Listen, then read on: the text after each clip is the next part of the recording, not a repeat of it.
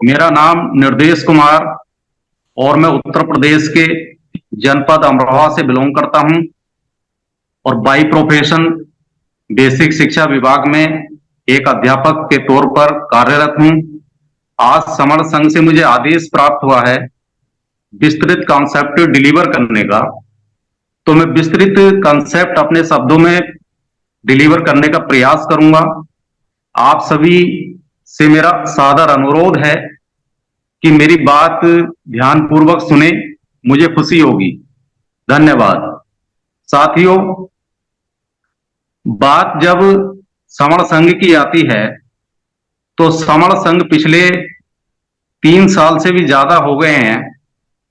रोजाना 8 बजे से रात्रि 8 बजे से और 11 बजे तक अपनी ऑनलाइन मीटिंग लगाता है और देश के कोनों कोनों में जो फिजिकल मीटिंग्स लगाई जा रही हैं और उनकी संख्या डे बाय डे बढ़ती चली जा रही है, तो कुछ लोगों के मन में एक जिज्ञासा उत्पन्न होती है कि आखिर समर संघ है क्या। जब हमारा सोशल मीडिया पर एक मैसेज जाता है या हम कुछ लोगों से पर्सनली इसके बारे में डिस्कस करते हैं, तो वास्तव में कुछ लोगों की जिज्ञासाएं होती हैं, जानने की इच्छाएं उत्पन्न होती हैं कि समर संघ है क्या। तो हम उन लोगों से कहते हैं कि अगर आपको समर संघ के बारे में विस्तृत रूप से जानना है तो आप रात को 8 बजे मीटिंग में जुड़िए और 11 बजे तक उस मीटिंग में रहिए और लगातार कम से कम 1 हफ्ता उस मीटिंग को अवश्य सुनिएगा। उसमें आपको अपना परिचय देने का मौका मिलेगा, दूसरों से परिचय करने का मौका मिलेगा, दूसरों की बात जानने का मौका मिलेगा, अपनी बात कहने का मौका मिलेगा। इस प्रकार से जब आप लगातार 1 हफ्ता जुड़ेंगे तो आप समर संघ को जान जाएंगे। तो दोस्तों, जैसा कि अब मैं आपसे रूबरू होने जा रहा हूं समर संघ के बारे में, तो हमारे विद्वान साथी रोज बताते हैं और अभी थोड़ी देर पहले जो गोल्डन रूल हुआ था अनूप सर ने बताया था, तो गोल्डन रूल के बारे में बताया उन्होंने, 10 गोल्डन रूल को पढ़ के भी सुनाया। तो समर संघ आखिर है क्या? तो समर संघ दोस्तों कोई आज की संघ नहीं है, कोई आज की सभ्यता नहीं है, आज की परंपरा नहीं है। ये हमारे देश की सबसे प्राचीनतम सभ्यता है, सबसे प्राचीनतम परंपरा है। इससे पहले कोई परंपरा, इससे पहले कोई सभ्यता विकसित ही नहीं हुई थी। कुछ समय के लिए ये सभ्यता, ये परंपरा हमारे लोगों से कहीं छूट गई थी। हमारे कुछ विद्वान साथियों ने इसके महत्व को जाना और इसकी जरूरत को महसूस किया और 120 करोड़ जो समर लोग भारत के अंदर हैं, जो 120 crore B the people Bharat के अंदर हैं, उन लोगों के समक्ष लाने का द्वारा से प्रयास किया है, इसको रिवाइव करने का प्रयास किया है। तो जो लोग समता में रमण करने वाले होते हैं, जो लोग समता की बात करते हैं, समानता की बात करते हैं, वो समण हैं, यानी कि वो समता में रमण करते हैं। और जब बात धर्म की आती है, जब बात जातियों की आती है, जब बात समुदाय की आती है, तो यहां पर हम बताना चाहेंगे कि जो लोग एससी कैटेगरी से बिलोंग करते हैं, जो लोग एसटी कैटेगरी से बिलोंग करते हैं, जो लोग ओबीसी कैटेगरी से बिलोंग करते हैं, या जो लोग कन्वर्ट होके, जो कन्वर्टेड माइनॉरिटीज हैं, वो लोग उससे बिलोंग करते हैं, तो इन लोगों का समूह वो समर संघ कहलाता है। जैसा कि भारत का जब संविधान बना, तो भारत का संविधान 1950 में हमारे देश में लागू हुआ। तो संविधान का जो सार है, संविधान का जो निचोड़ है, तो यहां पर रोजाना प्रस्तावना के रूप में बोला जाता है, जिसे भारत के संविधान की उद्देशिका भी कहा जाता है। उस उद्देशिका को हम रोज सुनते हैं, जो समर संघ की मीटिंग की जो स्टार्टिंग है उस उद्देशिका से होती है। तो पूरा का पूरा संविधान का सार, पूरा का पूरा बी द पीपल का सार, और जिस पद्धति पर समर संघ कार्य करता है वो संविधान की प्रस्तावना में निहित है, उससे कुछ भी अलग नहीं है। संविधान की प्रस्तावना ये कहती है कि B the people of India, यानी कि हम भारत के लोग। अब भारत के लोगों की बात करते हैं कि हम भारत के लोग तो भारत के लोग तो वही लोग हैं जो यहाँ के मूल निवासी हुआ करते थे और मूल निवासी हैं।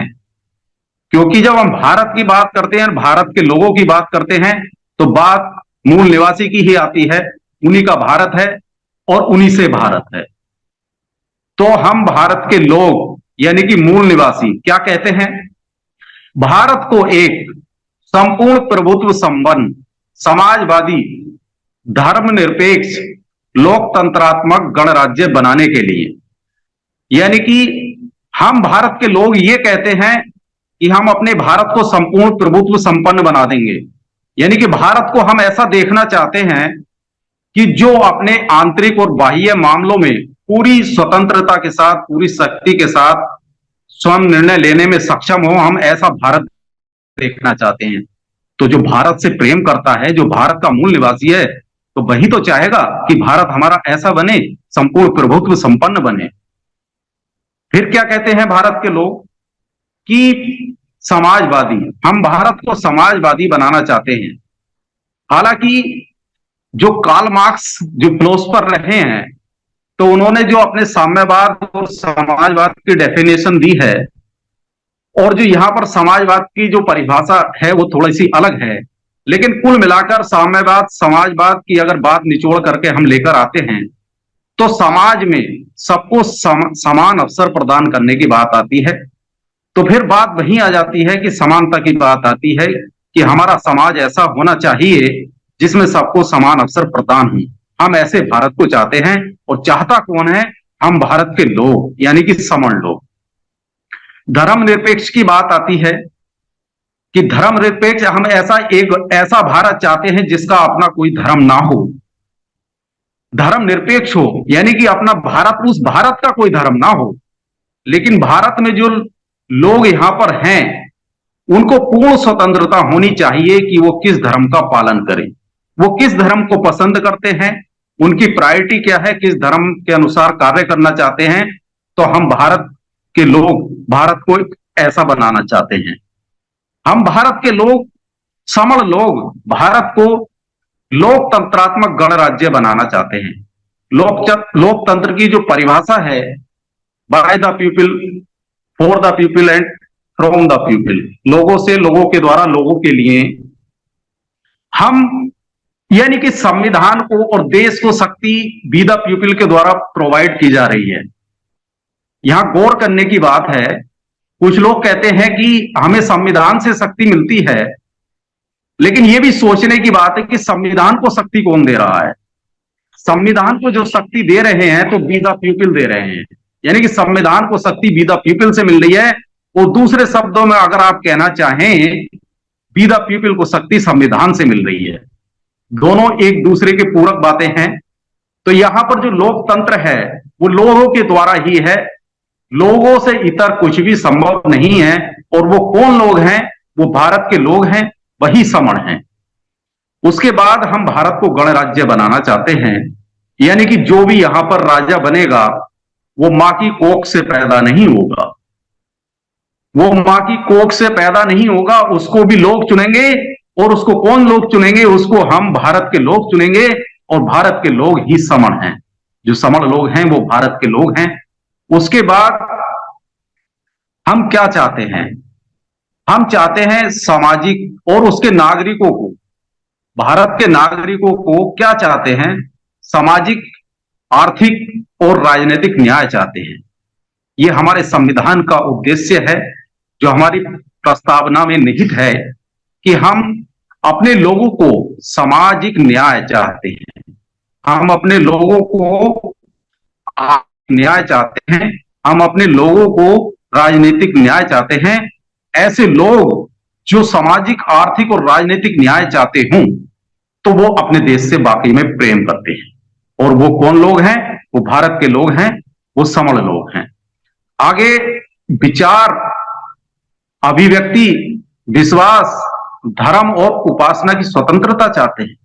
कितना सुंदर विचार कि विचार की, अभिव्यक्ति की ये स्वतंत्रता हमें होनी चाहिए, धर्म की स्वतंत्रता होनी चाहिए, उपासना की स्वतंत्रता होनी चाहिए, कोई प्रतिबंध नहीं होना चाहिए। तो हमने पहले न्याय की बात की, और उसके बाद हम स्वतंत्रता की बात करते हैं। उसके बाद भारत के लोग बात करते हैं, यानी कि समण लोग बात करते हैं प्रतिष्ठा और अवसर की समता की। यानी कि जो प्रतिष्ठा हम लोगों को प्रतिष्ठा होती है, प्रतिष्ठा मिलती है, जो प्रतिष्ठा व्यक्ति चाहता है और जो उसको अवसर मिलने चाहिए, तो भारत के लोग यानी कि समण लोग उसकी वकालत करते हैं कि वो अवसर और प्रतिष्ठा सबको समान मिलनी चाहिए। तो भारत के लोग कितनी अच्छी सोच रखते हैं, कितना अच्छा उद्देश्य है उनका कि जो हम पूरे भारत के लोग हैं, पूरी भारत की जनसंख्या है, तो उसके लिए हम क्या चाहते हैं।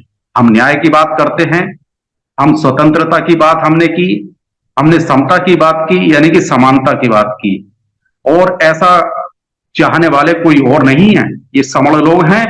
समण सभ्यता कोई आज की नहीं है, समण सभ्यता बहुत ही प्राचीनतम है, इससे पहले कोई सभ्यता नहीं थी, सबसे पहली सभ्यता यही है। तो दोस्तों, उसके बाद बात आती है कि उन सब में भारत के जो लोग हैं, समण लोग, अभी कुछ और भी चाहते हैं। उन सब में व्यक्ति की गरिमा चाहते हैं। हर व्यक्ति की गरिमा होती है, dignity, dignity of individual is more precious. इससे ज्यादा प्रीसियस कुछ नहीं होता। हर व्यक्ति की एक गरिमा होती है, तो गरिमा बनाए रखना चाहते हैं भारत के लोग। और उसके बाद राष्ट्र की एकता और अखंडता चाहते हैं। जिस राष्ट्र से वो प्रेम करते हैं, तो उसकी एकता चाहते हैं, उसकी अखंडता चाहते हैं, क्योंकि उन्होंने पहले ही कह दिया कि हम अपने देश को संपूर्ण प्रभुत्व संपन्न बनाना चाहते हैं। यानी कि भारत आंतरिक और बाह्य मामलों में पूरी तरीके से अपने जो निर्णय लेने के लिए सक्षम होना चाहिए। तो जो एकता और अखंडता वाली बात आती है, तो वो ये चाहते हैं कि पूरा देश एक सूत्र में बन जाए और भारत एक अखंड बन जाए, अखंड भारत बन जाए। आज तो भारत कुछ भी नहीं है। सम्राट अशोक के समय देखते आप कि भारत जम्बूद्वीप के नाम से जाना जाता था और कितना बड़ा अखंड भारत था। ये तो राजनीतिक महत्वाकांक्षाओं का परिणाम है जो इस पृथ्वी को बांटा गया। राजनीतिक महत्वाकांक्षाओं से इतर कुछ भी नहीं है, जो लकीरें खींच दी गई, वरना तो पूरा विश्व, पूरी पृथ्वी एक है। लेकिन फिर भी अगर लकीरें खींच दी गई हैं, तो जिन लकीर के अंदर हम रहते हैं, तो उस लकीर के अंदर जो क्षेत्र है, उसे हमें प्रेम करना चाहिए, और समण लोग उसे वास्तव में प्रेम करते हैं। तो राष्ट्र की एकता और अखंडता की बात यहां पर करते हैं। और बंधुता बढ़ाने वाली, हम बंधुता की बात करते हैं, जो फ्रेटर्निटी है, उस बंधुता की बात करते हैं कि बंधुता बढ़ाने वाली भावना, उस बंधुता बढ़ाने वाली भावना की बात करते हैं। और दृढ़ संकल्प होकर हम संविधान सभा में यह संकल्प लेते हैं, और जो तारीख वहां पर जो संविधान को अंगीकृत किया गया था 26 नवंबर 1949 को, संविधान को एतद द्वारा, सर्वसम्मति से एतद द्वारा उसको जो है अंगीकृत किया गया था, यानी कि स्वीकार कर लिया गया था। इन सारी बातों को जो उपरोक्त बताई गई हैं, जो संविधान की प्रस्तावना में निहित हैं, उन सबको अंगीकृत करते हुए, अंगीकृत करते हुए रेगुलेट किया गया, अधिनियमित किया गया, और अंततः उसकी अपनी आत्मा को समर्पित कर दिया गया। तो ये सारी चीजें जिस व्यक्ति ने ये सारी चीजें अपनी आत्मा को समर्पित कर दी, अंगीकार करते हुए, अधिनियमित करते हुए और आत्मार्पित कर दिया जिस व्यक्ति ने, तो उससे बड़ा राष्ट्र का प्रेमी कोई हो सकता है? तो वो जो राष्ट्र के प्रेमी हैं कौन है? भारत के लोग, be the people of India, और be the people of India ही समण हैं, समण लोग हैं। और उन्हीं लोगों का समूह है समण संघ। जो समण संघ पिछले 3 साल, 3.5 साल से लगातार रात 8 बजे से और 11 मीटिंग करता है, और देश के कोनों कोनों में जो संगीतियां लगा रहा है, अपना कीमती समय वहां पर जो है दान कर रहा है, और अपने सुख और ऐसो आराम को त्याग कर रहा है। और आए दिन लोगों को जागरूक करने के लिए हमारे लोग 24 आवर्स पूर्णकालिक जो कार्यकर्ता बने हुए हैं यहाँ पर, तो समण संघ में कार्य कर रहे हैं। तो दोस्तों, ये समझने की चीजें हैं कि समण संघ ने जो पद्धति विकसित की है, उस पद्धति को समझने की आवश्यकता है। क्योंकि आज तक हमने जो समझा है वो कहीं ना कहीं हमारी आंखों पर पट्टी बंधी हुई थी, कहीं ना कहीं हम कुएं के मेंढक बने हुए थे। उस कुएं से बाहर हमें निकलना होगा। कहीं ना कहीं कहीं हम चिड़िया के उस बच्चे की तरह थे जो पहले अंडे के अंदर था, और अंडे के अंदर से निकला तो वो घोंसले तक सीमित था, लेकिन जैसे धीरे धीरे पंख फैलाकर वो बाहर निकला तो उसे पता लगा कि संसार कितना बड़ा है। तो यहाँ दो चार लोगों की, दो चार हजार लोगों की या दो चार लाख लोगों की बात नहीं है, यहाँ 120 करोड़ लोगों की बात है, और 120 करोड़ लोगों के उस अखंड भारत की बात है जिस पर केवल और केवल समण लोगों का अधिकार है। दोस्तों, आज हमारा देश आजाद हुए 76 75 76 77 साल हो गए। 76 77 सालों में हमने क्या महसूस किया, हमारे अंदर क्या परिवर्तन आया, वो पीढ़ी दर पीढ़ी हमें दिखाई दे रहा होगा।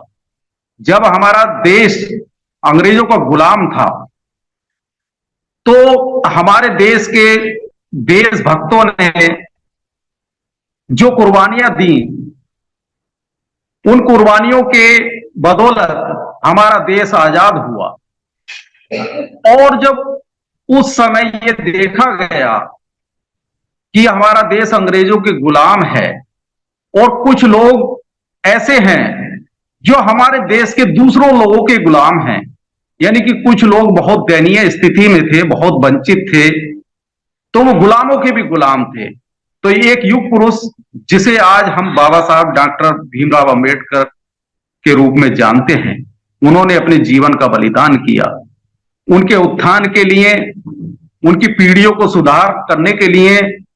ऐसा युग पुरुष बाबा साहब भीमराव अंबेडकर अंधे को आंख दे गए, गूंगों को जुबान दे गए और बहरों को कान दे गए और लंगड़ों को टांग दे गए। उनकी बदौलत जो आज हम संविधान की बात करते हैं, समता समानता न्याय बंधुत्व समता की बात करते हैं, तो ये सब बाबा साहब भीमराव अंबेडकर और जो हमारे अन्य महापुरुष रहे हैं, तो उनकी बदौलत सब कुछ है।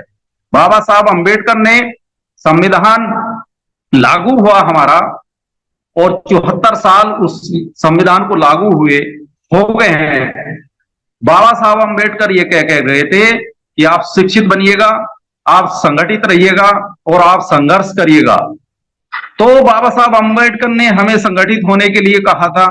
अब हमारे कुछ नादान लोगों ने यह समझ लिया कि बाबा साहब अंबेडकर ने संगठित होने के लिए कहा है तो हम संगठन बना लें। तो हमारे लोगों ने संगठन बना लिए। अब अहंकार तो हावी था उन लोगों पर, अहम बहम हावी था उन लोगों पर, तो संगठनों के टुकड़े करते चले गए। 2 के 4 हुए, 4 के 8 हुए, 8 के 16 हुए, 16 के 32 हुए, 32 के 64 हुए, 64 के 128 हुए, 128 के 256 हुए, और इसी प्रकार से आगे बढ़ते बढ़ते और 29 लाख टुकड़े उन संगठनों के हो गए। आज की डेट में एक सर्वे के अनुसार, एक रिपोर्ट के अनुसार, जो समण लोगों के, मूल निवासी लोगों के, बहुजन लोगों के, बाबा साहब अंबेडकर के नाम पर, तथागत गौतम बुद्ध के नाम पर, ज्योतिबा फूले राव के नाम पर, कबीर दास के नाम पर, पेरियार के नाम पर, माता सावित्रीबाई फूले के नाम पर, माता भीमाबाई के नाम पर आज की डेट में कम से कम 29 लाख संगठन चल रहे हैं। तो बाबा साहब अंबेडकर ने क्या ऐसा कहा था कि आप 29 लाख संगठन बना लेना? बाबा साहब अंबेडकर ने कहा था कि संगठित रहिए, और उस संगठित रहने की परिभाषा को किसी ने समझा नहीं। 74 साल आज देश के संविधान को लागू हुए हो गए।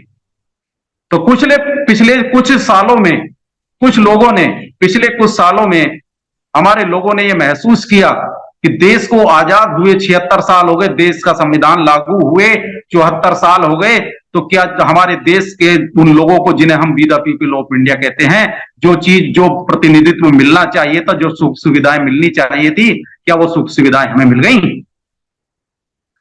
तो सर्वे में पाया कि अभी हमारे लोग वंचित हैं, अभी हमारे लोग शिक्षा में पीछे हैं, हमारे लोग अभी व्यवसायों में बहुत पीछे हैं, हमारे लोग मुख्य धारा में आने के लिए तड़प रहे हैं।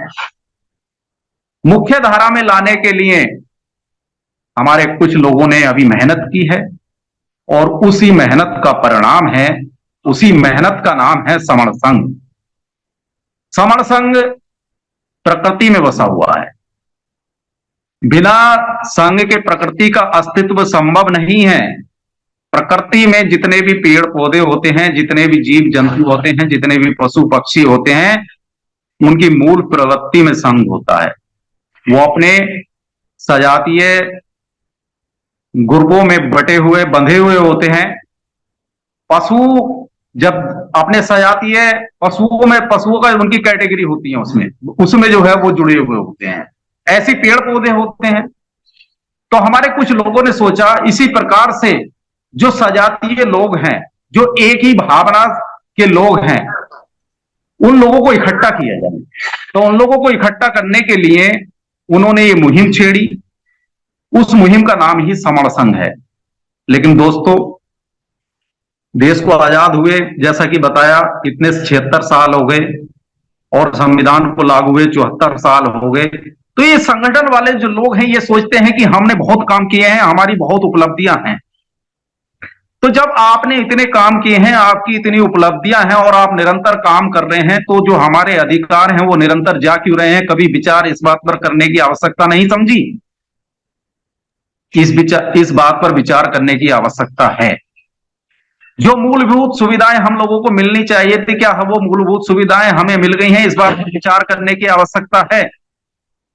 आज की डेट में कहीं कहीं क्लास में दलित बच्चों को भी, भारत के अंदर की बात है ये उस भारत के अंदर की बात है जहां संविधान लागू है, आज भी अखबार बताता है, अखबार ये बताता है कि आज भी कहीं कहीं दलित बच्चों को क्लास में अलग बैठाया जाता है। ये कौन सा भारत है? ये कौन सा प्रतिनिधित्व की बात हम करते हैं? 29 लाख संगठनों से मैं पूछना चाहता हूं। जहां शिक्षा का अधिकार सबके लिए समान है, अखबार बताता है कि आज भी दलित बच्चे को क्लास में कहीं कहीं अलग बैठाया जाता है। तो ये कैसा भारत है और कैसे आपके संगठनों की देन है, कैसे आपके संगठनों के कार्य का परिणाम है? आज एक समण महिला, जिसे दलित महिला भी कह देते हैं, अगर वो अपने सर पर टोकरी, कूड़े की टोकरी रखकर ले जा रही होती है और सामने से कुछ बमण लोग आ जाते हैं और बमण लोगों से वो टोकरी टच हो जाती है, तो उस महिला को लाठी डंडों से पीटकर बेरहमी से पीटते हैं और वो ये भी नहीं देखते कि उस महिला के पेट में बच्चा है, बड़ी बेरहमी से पीटते हैं और उसके बाद वो महिला का अस्पताल में निधन हो जाता है, उसकी डेथ हो जाती है। तो ये कैसा भारत है? ये कैसा 29 लाख संगठनों के द्वारा किए गए कार्यों का परिणाम है? ये सोचने की आवश्यकता है, इस पर विचार करने की आवश्यकता है। आज भी कहीं कहीं किसी दलित को जो टेंट का सामान इसलिए नहीं दिया जाता है कि टेंट का सामान उसके द्वारा इस्तेमाल करने से वो अछूत हो जाएगा। तो ये कैसा आपके द्वारा किए गए कार्यों का परिणाम है? आज भी समण के द्वारा मूछ रखने पर उसका सामाजिक बहिष्कार किया जाता है, उस पर जुल्म ढाए जाते हैं, उस पर लाठी डंडों से प्रहार किया जाता है। तो आज मैं पूछना चाहूंगा कि 29 लाख संगठन जो आप इतना दंभ भरते हैं और आप ये कहते हैं कि हमने कार्य किया है, तो क्या ये आपके कार्यों का किस प्रकार का परिणाम है? आज भी अगर कोई समण घोड़ी पर चढ़ता है बारात के लिए तो उसको सामाजिक बहिष्कार किया जाता है, उस पर जुल्म ढाए जाते हैं, उस पर लाठी डंडों से मारा जाता है, पीटा जाता है। तो ये किस प्रकार का आपके किए गए कार्यों का परिणाम? आज अगर कोई समण, कोई दलित आज भी अगर चारपाई पर सिरहाने पर बैठ जाता है तो उसको घसीट घसीट कर मारा जाता है। आपके द्वारा किए गए कार्यों का परिणाम है 29 लाख संगठन।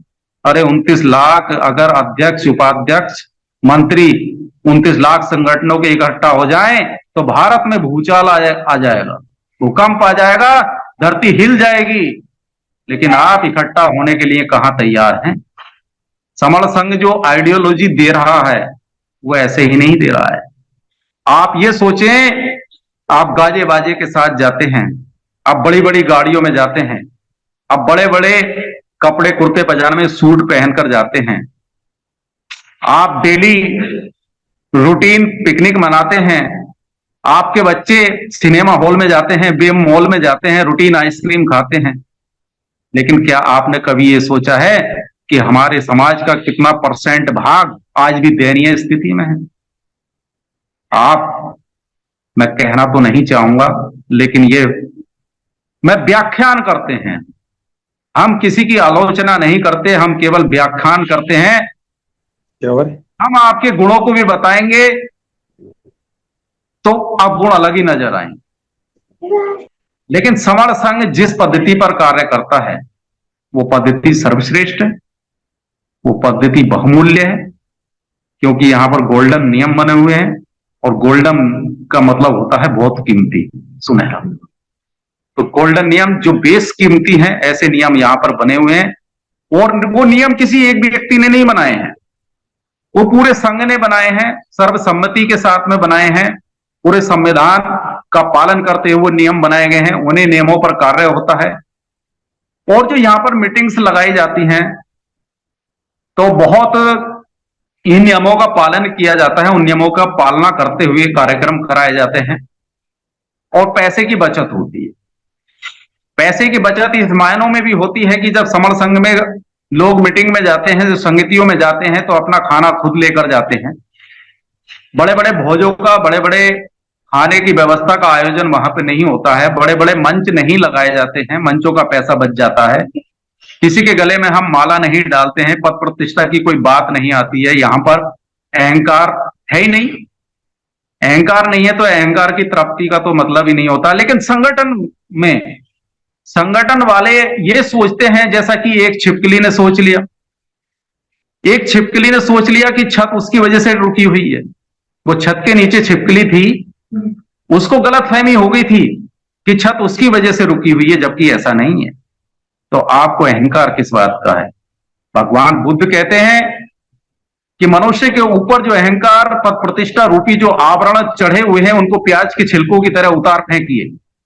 जैसे प्याज के एक छिलको को उतारेंगे तो दूसरा छिलका आएगा, दूसरे छिलकों को उतारेंगे तीसरा छिलका आएगा, तीसरे को, चौथे को, पांचवें को, छठे को, इस प्रकार से आप जब छिलके उतार देंगे तो लास्ट में प्याज के अंदर कुछ नहीं बचेगा।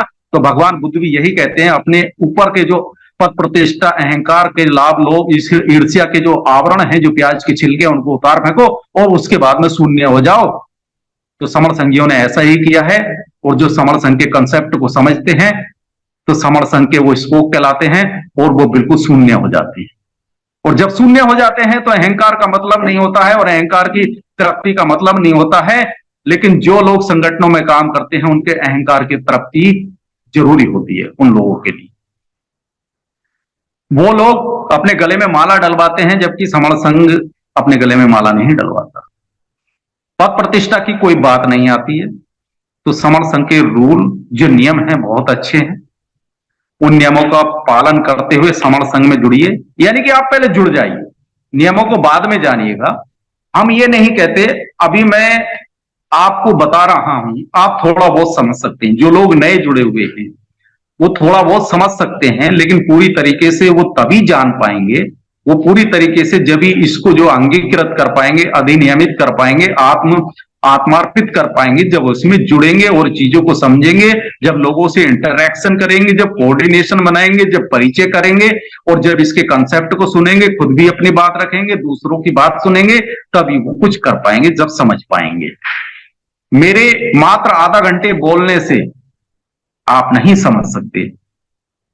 मैं तो एक संदेश दे रहा हूं, एक संकेत दे रहा हूं, समर संघ की बात बता रहा हूं, आपको आमंत्रित कर रहा हूं जुड़ने के लिए। आप जुड़ेंगे तो जानेंगे, और जब आप जुड़ेंगे, क्योंकि मैं जुड़ा हूं, मैं जान गया। मेरे कुछ विद्वान साथियों ने मुझे स्टार्टिंग में लिंक दिया। हालांकि मैं आपको दोस्तों बता दूं, मैं समर संघ से लगभग स्टार्टिंग से जुड़ा हुआ हूं। किन्हीं व्यस्तताओं के चलते अभी बीच में 2-4 महीने नहीं जुड़ पाया, लेकिन मेरी भावना जुड़ी हुई। भले ही मैं नहीं मीटिंग्स में जुड़ पाया, लेकिन मेरी भावना जुड़ी हुई है, क्योंकि मैंने इसको आत्मार्पित कर रखा है। तो दोस्तों, मैं जुड़ा, मैंने समझा, मैंने जाना, मैंने आत्मार्पित किया, मैंने अंगीकृत किया इसको। नियम बहुत अच्छे हैं, आप भी जाने, आप भी समझे, आप भी आए, आपका मोस्ट वेलकम, आपका स्वागत है। जब आएंगे तब जानेंगे। मैंने जाना मैंने ये जाना कि जब जब जुड़ेंगे तब तब जीतेंगे। डेफिनेटली, निश्चित है, क्योंकि जुड़ जाएंगे तो जीत जाएंगे, बिना जुड़े कुछ भी नहीं है। और इतिहास गवाह है, अतीत गवाह है कि जब जब जुड़े हैं तब तब जीते भी हैं। चाहे हम SC ST के अधिकार को लेकर 2 अप्रैल 2018 को जुड़े थे, जब जब जुड़े हैं तब तब जीते भी हैं, हमारा अधिकार वापिस हुआ है। तो बी द पीपल, भारत के लोगों में ताकत है, वो संविधान को भी ताकत देते हैं। तो जुड़ो और जीतोगे, निश्चित जीत होगी। और जब जीत होगी तो हम भी आपके साथ होंगे, कंधे से कंधा मिलाकर चलेंगे हर जगह। धन्यवाद, आपने मेरी बात को तल्लीनता के साथ सुना सभी ने, बहुत बहुत साधुवाद, धन्यवाद। मेरे वक्तव्य में अगर कोई त्रुटि हुई हो तो मैं संघ से क्षमा याचना चाहता हूं।